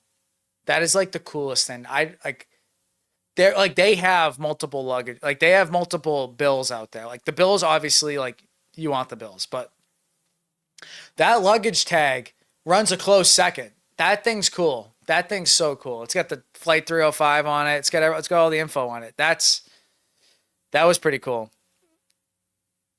Um, let's see. He bought it at an auction. It's one of the best notes. Some lady selling a 305 ticket or did. Yeah, no, this lady was selling the boarding pass. She sat like 3 seats ahead of Cooper or something. She sat like 3 seats ahead of Cooper. Boarding pass got sold. She sold her luggage ticket rack, like, or luggage tag that would like go on like the handle of like the whatever, right? Like I have one on my suitcase right there from when I went to Tina Bar. Cause like I went to Tina Bar and my suitcase busted like 2 days before I needed to go to Tina Bar. Cause I was going with Eric. I was gonna film like a docu vlog. And I was like, great, now my suitcase is busted, so I had to go buy a new one. But my Tina Bar, PDX, Boston to PDX tag is still on there, which is kind of funny. Um, but yeah, no, she was selling her ticket. It went for like, I think it was like 6,000. I would have spent three. I was not spending six on that, but I would have spent $3,000 on that because that thing was cool, and I would have sent that out to get sealed in one of those like Beckett PSA cases that people put sports cards on and stuff like that. So that's what I saw. I saw that with you. Yeah. Yeah. I was like, oh, I want that. Pretty interesting though. But yeah, we're getting about halfway through with my coffee here. I'm probably going to. That's what did to Brian's notes. Yeah, dude, I saw pictures of Brian's notes where it was like in his back pocket. I saw pictures of it and I was like, how is he just, it's like in like a freezer bag. I'm like, that's just insane to me. I have something that I need to send out to get like sealed like that. When I was younger, I swear to God, was it right hand to God? Right hand to God, I swear this is the truth. When I was like 10, the only thing I'm going to get wrong in this is the age. 10, 12 years old, something like that. I have memory of it. So whenever you start to form memories, I was going with my father. It was the weekend. My parents are divorced, and I was hanging out with my father. I saw my father every weekend. He picked us up. He's like, hey, I just got to run into the city, run into Boston. I have to go finish up a couple of things at this job site, and then we're good to go. Then we can go home. And I'm like, okay, cool. So we go to the job site, and it's just this enormous mansion. Biggest house I've ever seen in my life. The house had an elevator in it. It was enormous. Different floors. My brother and I are sort of walking throughout this mansion. We're the only ones in there. It was me, him, and my father. My father's doing something with whatever he was doing, right? And we're like playing with like the elevator and we're going up and down different floors. And eventually, like my dad's like, hey, get over here. What are you doing? Right? Like, so we get in the same room with my father. I got like an itch. I took a shower. I did not lotion my face after, but I got like an itch. So we get in the room and my father's like, what are you doing? Like, stop running around the house. You're going to break something. What are you doing? And the house was empty. Like they had just moved out and then they were hiring this company. My father was there doing repairs before the new owners moved in. And we're like, okay, so we're just like walking along in the house and we're just like feeling the wall and like just blah, blah, like doing whatever dumbass 10-year-olds do, right? And we get to the fire pit and we're like, just like looking at the fire pit. Like we never had a fire pit growing up. And we're like, wow, this thing's so cool. Like imagine like roasting marshmallows in the house. Like that's like so neat. And I'm like looking at it and Caroline, you like up walking around or you like laying down? Could you grab the ticket in the curio cabinet in the case? Open it on the side. The door pulls out. She's grabbing the ticket. I found a ticket stub, a full ticket in the fire pit, in like the frame, the brick frame of the fire pit. There was a little ticket, and I have the news article. It dated back to Wednesday, June 12th or something like that. Oh yeah, she's got it right here. Thank you. Yes. Uh I'm sorry, I'm way off. December 5th. Wednesday, I got that right. Wednesday, December 5th. But I think it's from maybe 1912. I'll show you. But I found this in the fire pit and I couldn't believe that it was there.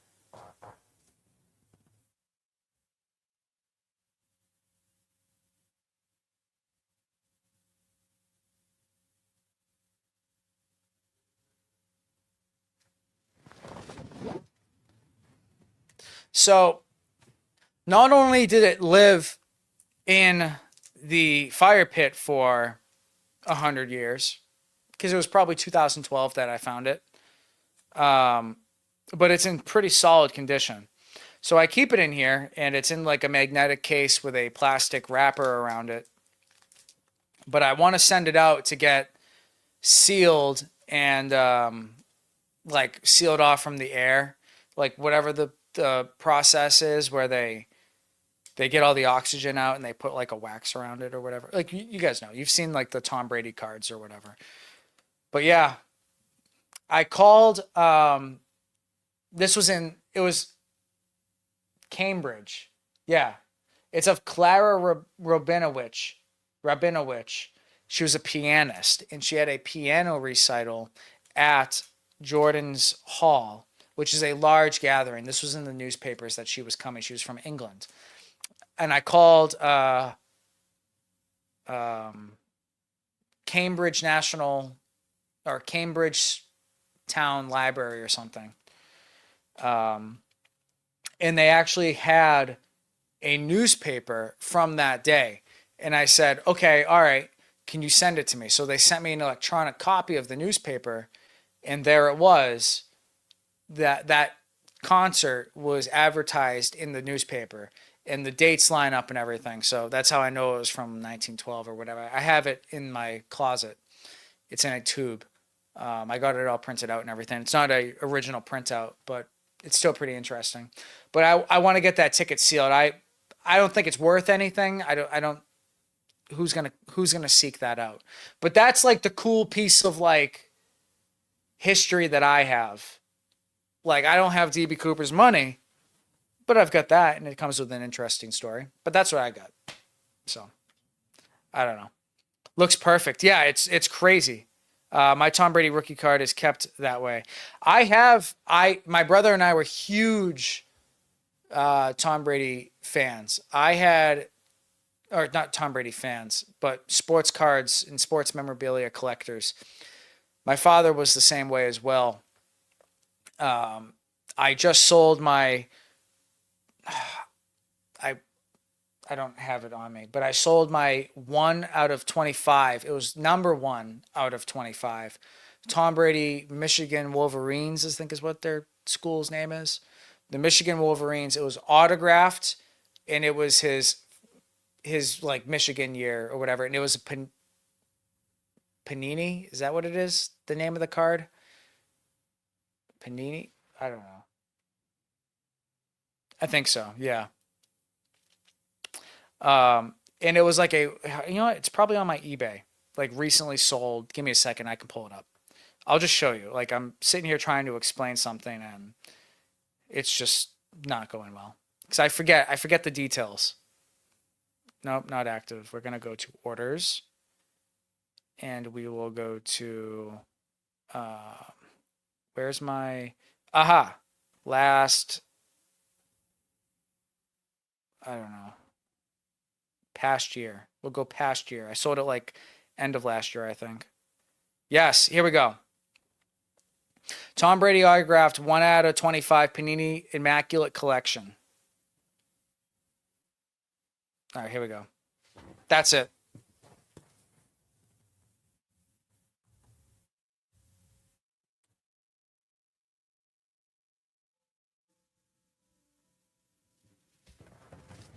Sorry, I don't have like a second laptop with me. My laptop is on a table, like way far away from me by the camera.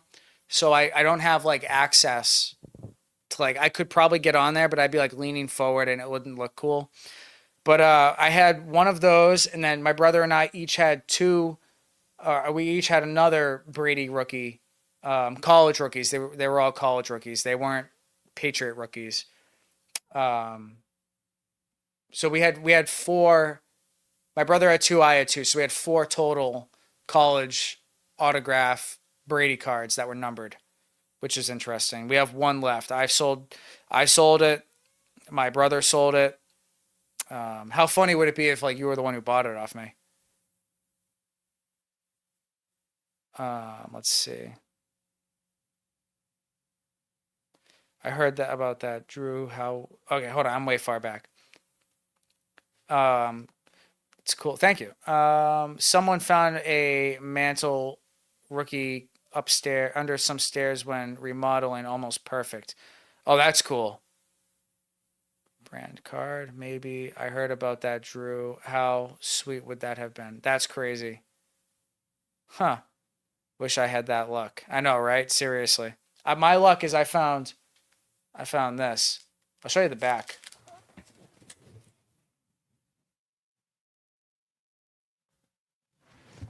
I love autofocus on my camera.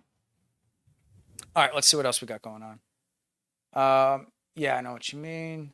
After Vietnam, my uncle was working on a house repairs, looking for work, pulled up layers of old insulation out of old fireplace and found tin full of love letters from the Civil War era. Weird stuff starts. Yeah. Good night, Seth. Good night, Rich. My grandmother threw a fit when he pulled the tin back in his place, put the back in its place. It all stops. It all stops. The stories from families are crazy. That's crazy. Um, my there goes my. Good thing this wasn't the Tom Brady card. But my father, we were living in a house, and my father swore the house was haunted for years. I've told the story before, so some of you may have heard it, but I'll tell it very quickly for those who haven't. Um, my father swore the house was haunted, and it went on for like 2 years, and then finally he was like, "All right, we're gonna redo the attic." So we go upstairs, and I'm probably 15, 16 years old. And so this is not like recent memory, but it's been within the past 15 years. So I remember this. I'm 26. So I'm like 15, 16 years old, and we're upstairs and we're demoing this attic, right? It's me, my father, and his friend Steve. We're ripping the attic apart, taking the floors up, insulation out, right? We're redoing all of it. We're just keeping the frame. Carpet's gone, everything, right? Because it had like all that like 70s like wood paneling. Like it was just gross. It was like this color wood paneling. It was awful. So we're taking it all apart, and Steve finds something. He's like, "Oh, what's that?" It's like a shopping bag, right? Like a I believe it was paper. Must have been paper because of the arrow. Paper shopping bag.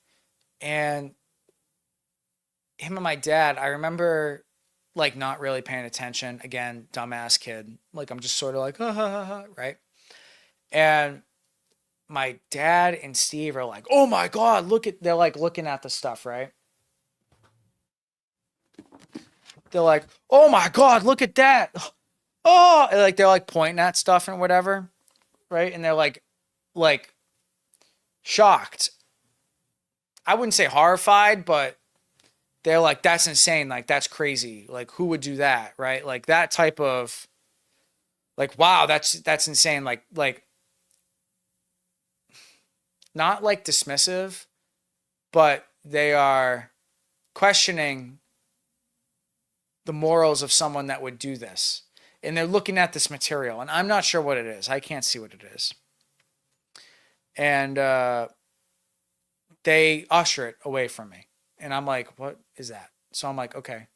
And I asked my father, and I'm like, what was that? He's like, bad stuff, bad stuff. You don't want to know. I'm like, okay. I ask him again a few days later, bad stuff. Don't even ask, right? Whatever. A few years go by. I'm like, I must be 17, 16 years old, 17 years old, whatever, right? A few years go by. I forget about it, right? And so I'm like, my father's like, hey, go upstairs and get like my suit jacket from my closet, right? It's the typical story. Go get my suit jacket from the closet. I got to go to the function. So I'm like, okay. And I like run upstairs.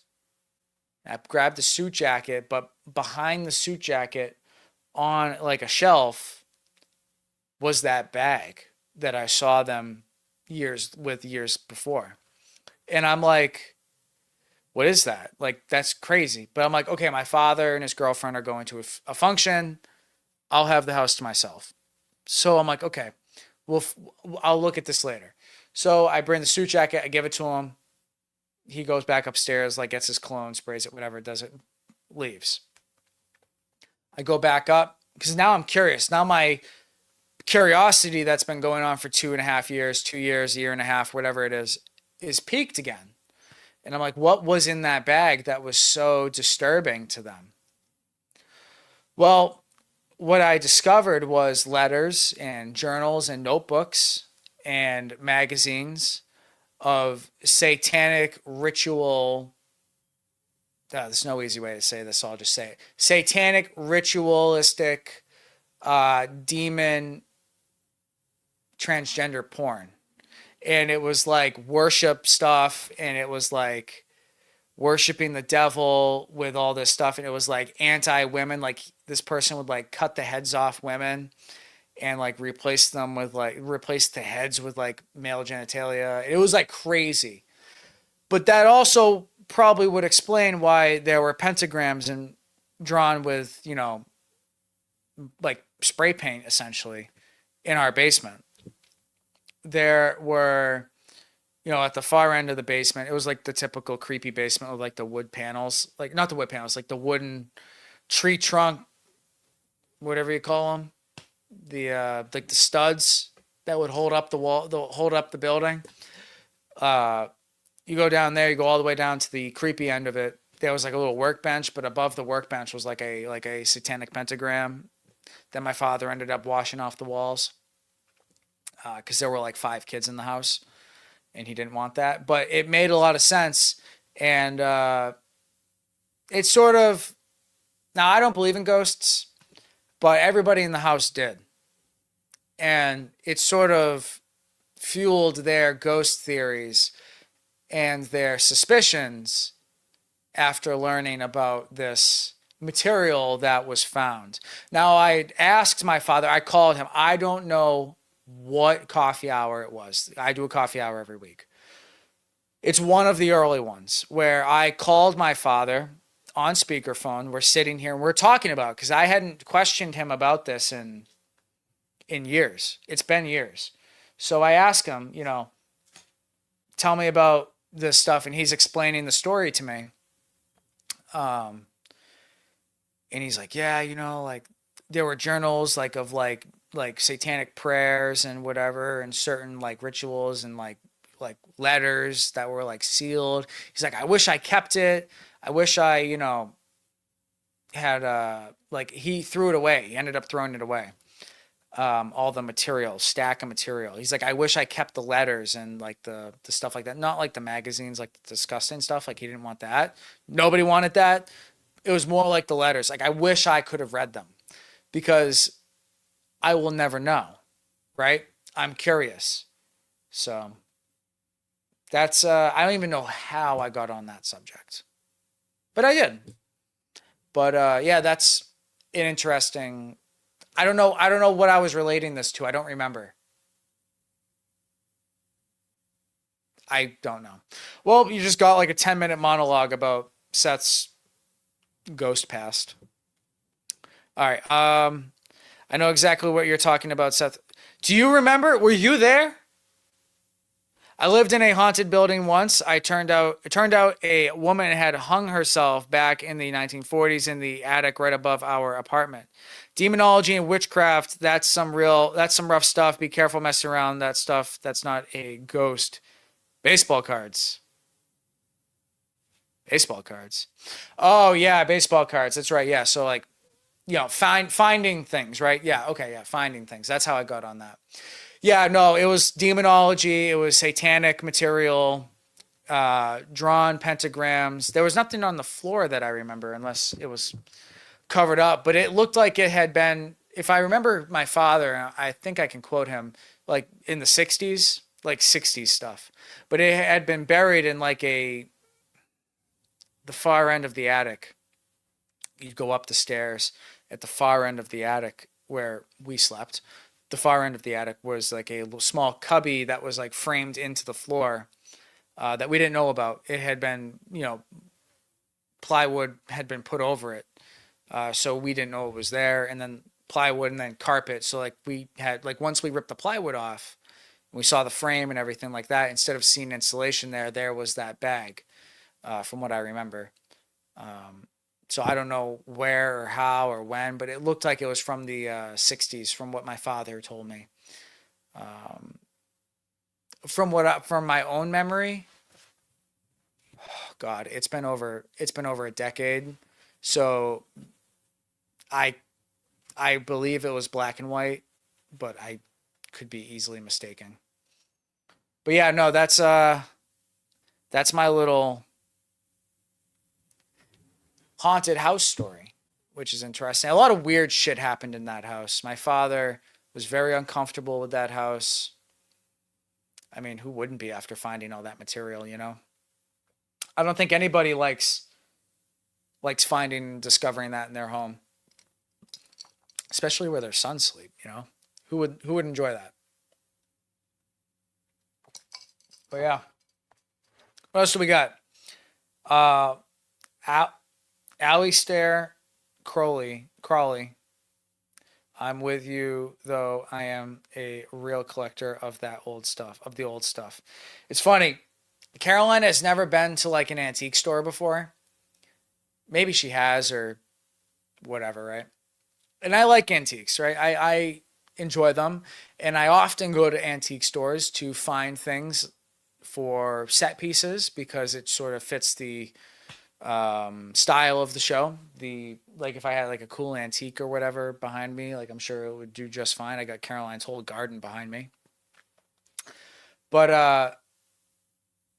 I remember or so I she says to me today, right? I'm working on the Patreon thing. I'm trying to get the Patreon thing up and running and whatnot. And she's like, I'm bored. I'm like, okay, entertain yourself. Self start.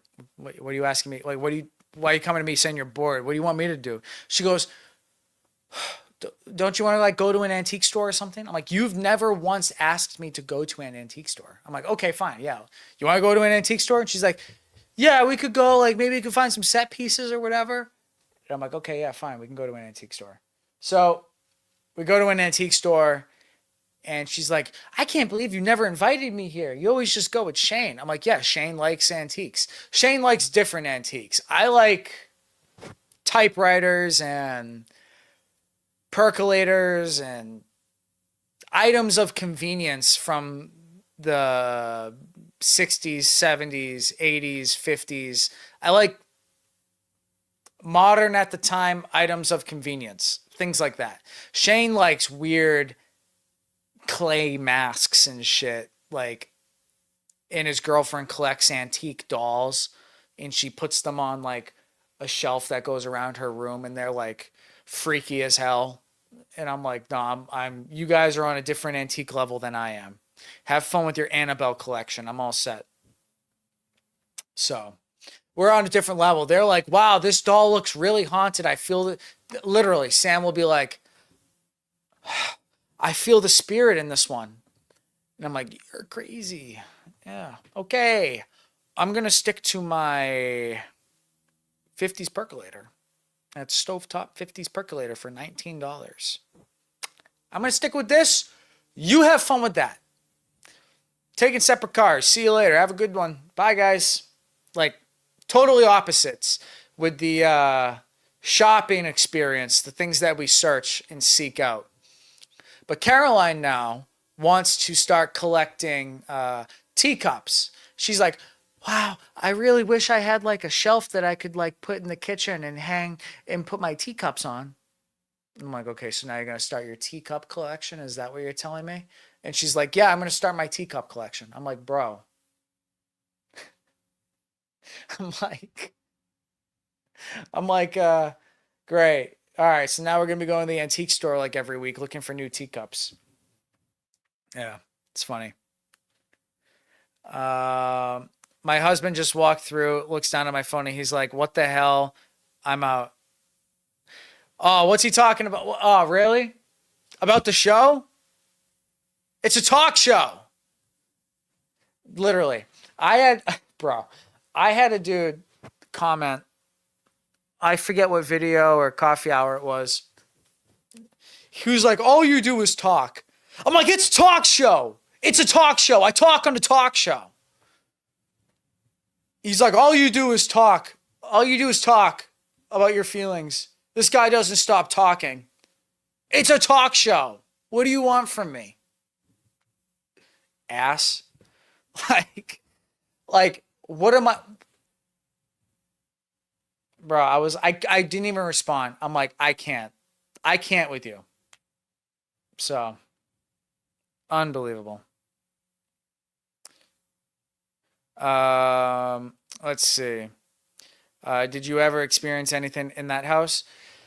I felt like I heard my stepsister at the time calling me, like yelling for me, like when I'm in the shower, like Seth. That I thought I heard. That's it. Other than being freaked out every single time I had to go to bed because the attic was haunted. I never had any type of like demons looking at me. I never saw anything. But my fears were already heightened because of my father's Blair Witch story. My father, for anybody who doesn't know, my father sat us down when we were kids. We were like 11, 12 years old, 13 years old. And he was like, my brother and I, we talk about this all the time. And he's like, all right, guys, listen. All right, guys, listen up. I'm doing my dad voice. Hey, listen up. This is important. You guys are getting older now.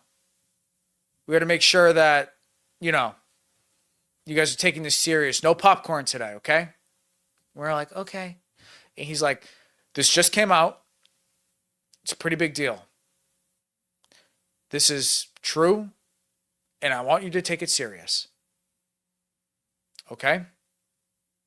And I'm like, okay. My brother's like, okay. Right? My brother's a few years younger than me. And we sit down in the kitchen. Oh, not in the kitchen, I'm sorry. In the living room. Big ass TV. This dude puts on the Blair Witch Project 1. And shuts all the lights off. It's just the three of us. Scares the piss out of us. And then he goes, all right, it's getting late. It's about 10 o'clock. You boys need to go to bed. We're like, you just showed us a horror movie. Can't we put on something funny? And he's like, no, you guys need to go to bed, please. I'm tired. I had a long day at work. Go to bed. So we get up.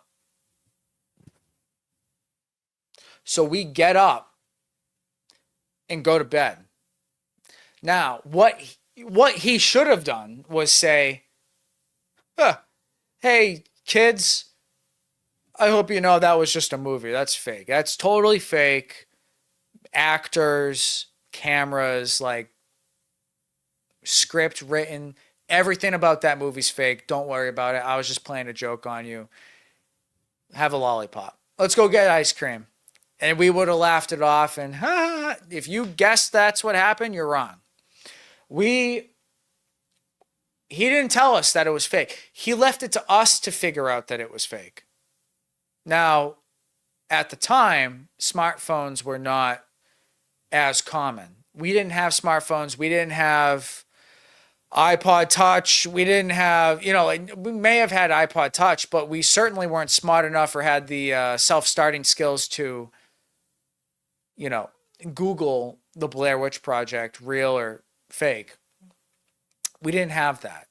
So we just went to bed and shit our pants all night in a house that was supposedly haunted. You're hearing creaking around the corners. The lights are flickering a little bit every once in a while, right? It's a house of 5 people. People sleeping downstairs, people sleeping upstairs, people sleeping in the attic. It's all over the place. And it was neither my brother or I. We both remember laying there like, Shane, you still awake? And he's like, yeah. Like, neither one of us slept all night. And it was just like, it was just the worst. It was just the worst. So, did I have any experiences in the house? I can't say, because my judgment may have been altered. Because at such a young age and moving into that house when I was like 12 or whatever, I don't know. The ages are wrong. I'm so skewed with these ages, right? We moved around. My family's moved around a lot. I've lived in double-digit houses. We moved all the time. Because one parent would move and then the other parent would move and then they would move and then right. It was just a constant thing. So I don't know the ages, but it was the scariest shit ever. And everything I did, there was a ghost or something. And it was an old house. It was made in the 1800s or whatever it was. So it had mice. So you hear something bump in the closet, it's probably a mouse, right? So I can't really answer your question because I don't know if I had an experience. To me, they were real, but were they? I don't know. I am not a mall girl. I'm the kind of girl that gets her nails done and hair done, but you put me in an antique store or a thrift store, I can spend all day in there. Yeah, Caroline and I had a good time. The one that we went to was just enormous. It was totally enormous. And like, she's like, oh, that would look cool on your set. Oh, that would look cool on your set. Oh, that would look cool on your set. And I'm like, bro, if I do this, I'm going to spend $500. I'm like, I don't want to do that. I'm trying to put myself through university. I just sold a car so that I can put myself through university. I cannot spend all this money on all these things. I need a shopping carriage. I'm just playing around. Vintage. You look like you could have been part of the Rat Pack, if you know what I mean. I have no idea what you mean. I'll block him. Yeah, all this guy does is talk. All this dude does is talk. I talk on a talk show. Dude, I couldn't believe it. It's a talk show. Okay, I would be like laughing, but also, dude, you are listening to a talk show. Literally. I couldn't believe it. I couldn't believe it. Uh-oh, that house had a mimic in it. I can't read that. What's that say? Mimic. I don't know what mimic is. Do you sleep in the same bed? Did you sleep in the same bed? Me and Shane? No, me and Shane it was weird. It was so weird. I'd never seen something like this. It was like bunk beds, but what you would do is you'd put all the pillows and blankets up top, and then the bottom bed, it was like bed here and then bed here, right? And I'd sleep on the top, Shane would sleep on the bottom, and we'd sleep side by side, right? So I'm up on bed one, he's on bed two. And in the morning, we would take all the pillows and comforters, put them on my bed, and then you'd push bed two underneath my bed. So you'd push it underneath so you had all that extra space. So Shane was right there and I was right here. And I was like, hey, did you hear that? Did you hear that? And he'd be like, yeah, I heard that. I think it's the ghost. You know, because we were like 12, 13 years old. What'd you expect? Scared the shit out of us. Have you ever used a Ouija board? I wouldn't mess with them. No, but I almost did because last year I was a director on a TV show called Histories and Hauntings. Now I'm the producer of the show. So now I'm one of the executive producers. I have a lot of creative freedom over it now. But the final episode, I was in San Diego and I wasn't able to be on set for the final episode. And they used a Ouija board. So came very close to being near an active Ouija board, but I've never seen one in use. I've only seen it in the movies. So no, I have not. Great story. Yeah, for you guys, not for me. Depends on which story you're talking about. All of them. All of them have been kind of sucky today as far as like personal, my own like sanity. I don't know. And then my family wonders why I have like PTSD, right? No, I'm kidding, but yeah. My daughter and her friend watched that and slept in the bed with me for 2 nights, and I told them it wasn't real. Yeah. No, my dad didn't do that. My dad just went about his life. Woke up the next morning, made himself a coffee, in his long johns. How'd you boys sleep last night? Okay, yeah. You seem tired. Yeah, I might go back to sleep now that it's light, that the demons won't eat my soul. Okay. Okay, you guys are being weird. Okay. Like, he did not care. It was like the cruelest thing ever. And I don't remember the last time I brought this up to him. I bet you if I brought it up to him, he'd be like, oh, that never happened. Oh, I was just joking. I told you guys. But no, I could get my brother on the line and he'd be like, no, you're 100% right, Seth. Hand to God. Hand to God. Hand to God. I'm not lying to you. The Rat Pack, Frank Sinatra, Dean Martin, Sammy Davis Jr., Peter Lawford, and Joey Bishop. I'm not sure. It's a compliment. All right, thank you. Thank you very much. I have my great grandfathers. Great grandfathers. Yeah, one great. So great grandfathers. I have his top hat, but that was made in 1905. I think it was. I gotta send it to get cleaned, but I don't know like how to clean it or like where to get it cleaned because I have the box, the original box from like 1905. But I gotta send it to someone who like will like steam clean it. Maybe I can clean it with my iron or something. Like scrape it off or whatever. I don't know. It's been in my grandmother's closet for like 40, 50 years. So it definitely should get professionally cleaned, but it'd be cool. It's not the same hat that I wear. I don't know. Do you guys like the hat?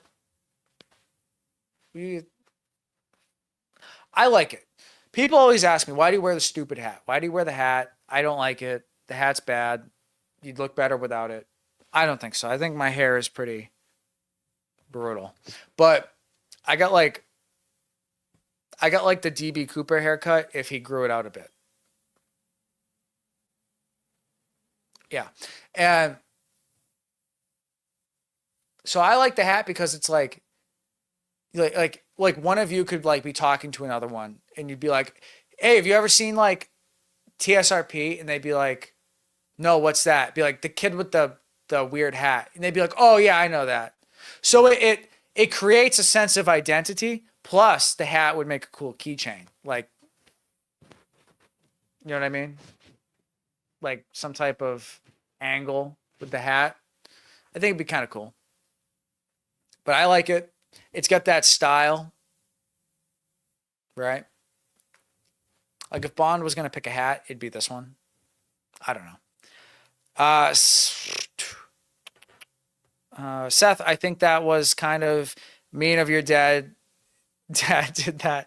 I'm sorry. Maybe the house was kind of possessed him or something like Amityville.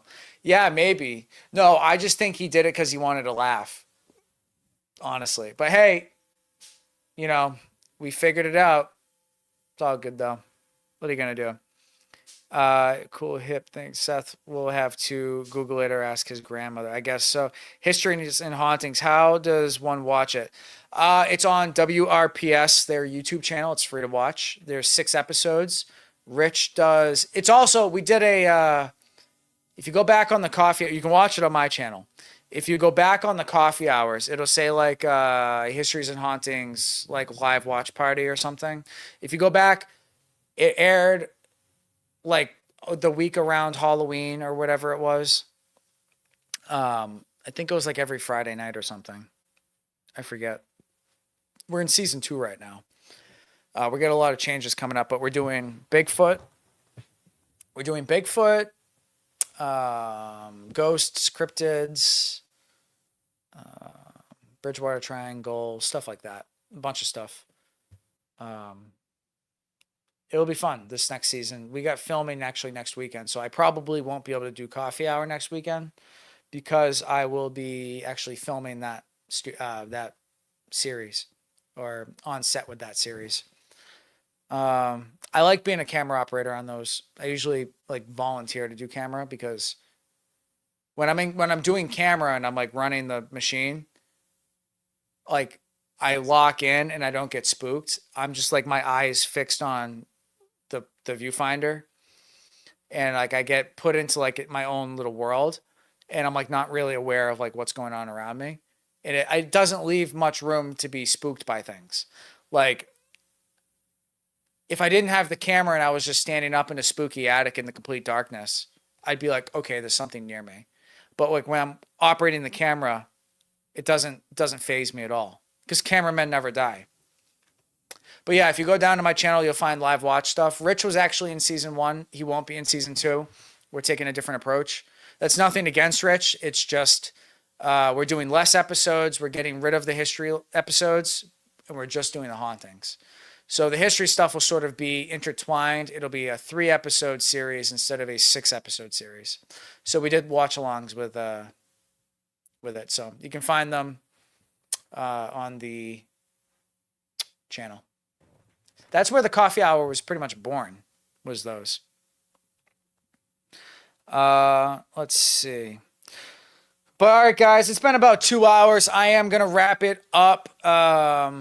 My throat's starting to get a bit sore, even though we still have about half a coffee. I'm going to drink that before I go to bed and sort of just hang out a bit. Tune in next week for our interview with Dr. Mark Hewitt about the Zodiac case. You're hearing it first that the Zodiac killer was active until the 1990s, 1995 to be precise, because he was actually the Unabomber. So tune in, guys. If you have any interest in doing the Patreon, you absolutely should. It'll be a great way to support the channel. Be sure to like, share, and subscribe. And I will see you guys all next week for the episode. We have a lot coming up. We got JFK. It's the only book I have right here with me. I have all the other ones like around. But I got JFK Chokeholds right here. This is going to be next week's episode about how there must have been a JFK conspiracy. With that, guys, I'm going to head out. I hope you guys all have a wonderful evening. I'm on the air Sunday mornings, 9 a.m. for the True Crime Show with Rich, and Sunday nights, 7 p.m. Eastern Time, to do the live coffee hours. Stay tuned for the 22nd with Maria Di Lorenzo, where we sit down and answer your questions on the Green River State Killer, and the 28th for Rich Little's live Lizzie Borden Q&A, and then the 29th for a live Q&A where we answer you guys' question about the Zodiac with Dr. Mark Hewitt. We have a lot of great upcoming episodes like Bob Cyphers, Drew Beeson, JFK, Matt Crumpton, and we're trying to get somebody from the Warren Commission to come on. We're currently pursuing that actively right now, which will make for a really interesting JFK episode. So with that, guys, I'm going to let you go. I hope you guys all have a wonderful rest of your evening and good night. Thank you to everybody, and check out today's episode on the Yuba Counting 5 with Shannon McGivey. Good night, everybody.